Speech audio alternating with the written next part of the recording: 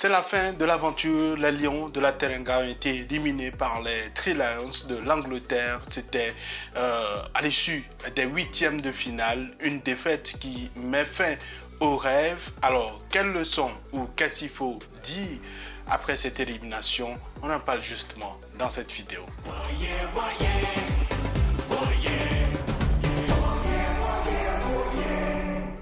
Salut à toi, bienvenue sur ma chaîne. Moi c'est Jacques, ici j'analyse l'actualité sportive africaine et si tu ne l'as pas encore fait, abonne-toi à ma chaîne, active la cloche de notification qu'on puisse continuer par être nombreux par ici à aborder les sujets ayant trait bien sûr au sport sur notre continent.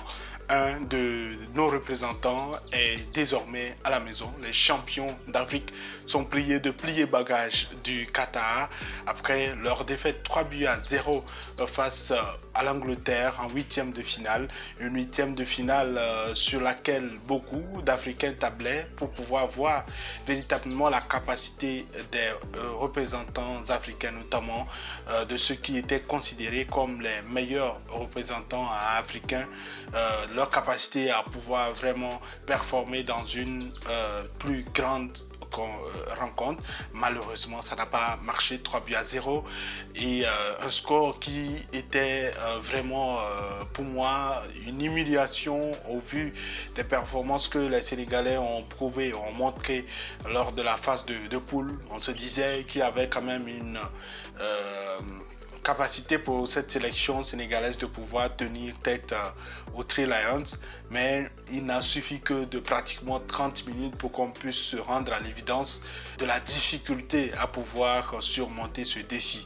Le défi était vraiment trop élevé, le niveau était plus élevé que celui du Sénégal, un Sénégal qui joue cette compétition depuis son début sans son métronome Sadio Mané, qui, même si beaucoup refusent de pouvoir le reconnaître, qui est au centre du dispositif tactique d'Aliou Cissé. Il y a eu également l'absence de Gana Gueye pour cumul de cartons qui a fragilisé le milieu de terrain. Le milieu de terrain qui d'ailleurs a été le premier chantier des Anglais qui ont su gagner ce combat du milieu de terrain. Un combat tant qu'il est gagné, forcément ça ne permet pas à cet effectif sénégalais de pouvoir contenir ces joueurs très rapides de l'Angleterre qui avaient surtout pour ambition de pouvoir prouver déjà dans cette phase qu'ils sont de sérieux prétendants pour ce titre-là. Il y a des joueurs qui étaient vraiment très attendus, notamment Bukayo Saka qui prenait la place de Marcus Rashford, qui avait envie de performer une nouvelle fois, un joueur très adulé par le public anglais et qui confirme au cours de ce mondial tout le bien qu'on pense de lui. Alors pour moi, aujourd'hui c'est dommage, mais c'est une évidence. Le niveau était trop élevé. Sur les contre anglais, les Sénégalais n'ont pas réussi à pouvoir tout contenir et surtout sur les velléités offensives. C'est vrai qu'il y avait les envies de Bamba Dieng, il y avait également les envies d'Ismaïla Sarr ou encore de Boulaye Dia, mais c'était pratiquement trop fébrile par rapport aux capacités défensives des Anglais, surtout quand on a une défense bien regroupée et un gardien très concerné qui a réussi à faire sortir son équipe des difficultés. C'est logique que ça puisse autant être difficile.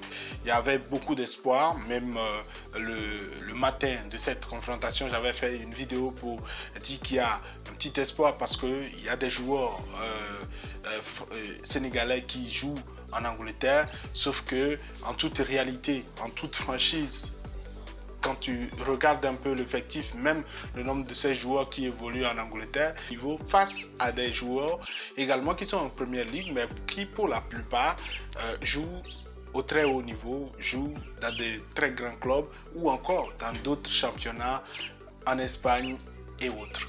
Alors, pour moi, c'est une défaite logique.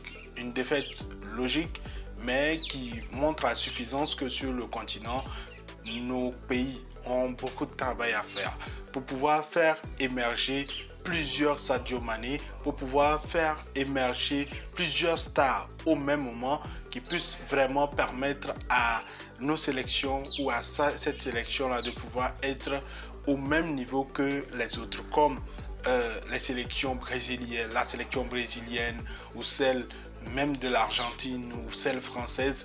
Je pense que quand tu regardes un peu les clubs de provenance de ces sélections, vous vous rendez compte quand même que les niveaux sont très élevés et donc c'est assez difficile pour certaines sélections, surtout africaines, de pouvoir tenir le rang.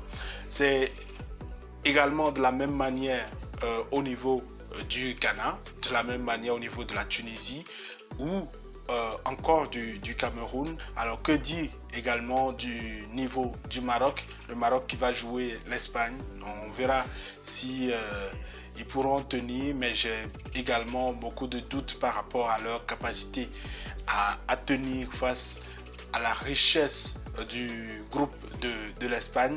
Pratiquement on risque d'assister au même scénario que celui du Sénégal, mais il faut reconnaître que ce sont les meilleurs sur le continent, mais comme on le dit au pays des aveugles, seul le borgne est roi. Ce sont les meilleurs du continent, mais qui font partie des meilleurs du monde.